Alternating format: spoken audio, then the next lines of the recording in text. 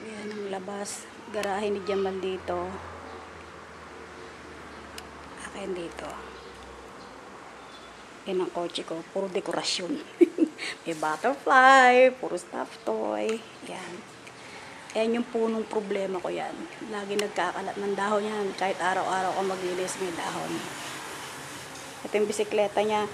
Hanggang ngayon may tag price pa. Hindi naman ginagamit. Ginawa ko sampayan ng basahan. Okay ako eh. Ito mga halaman kong hindi ko alam kung mabubuhay o mamamatay. Pero lumalaki din sila. Lahat ng orchid walang bunga. Yung isa yun, merong isa.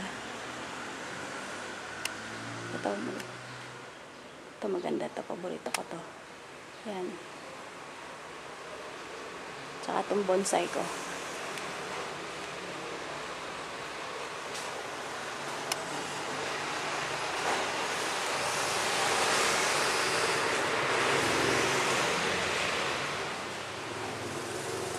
Hindi pa rin tapos yan.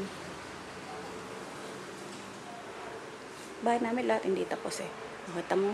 Paso kung hindi pa tapos, dapat lalagyan ko ng halaman yan eh. Hanggang ngayon hindi ko pa nilalagyan ng halaman.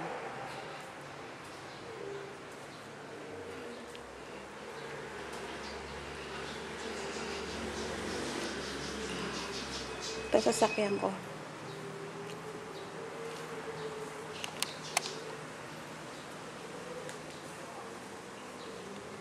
Ayun sampayan ko.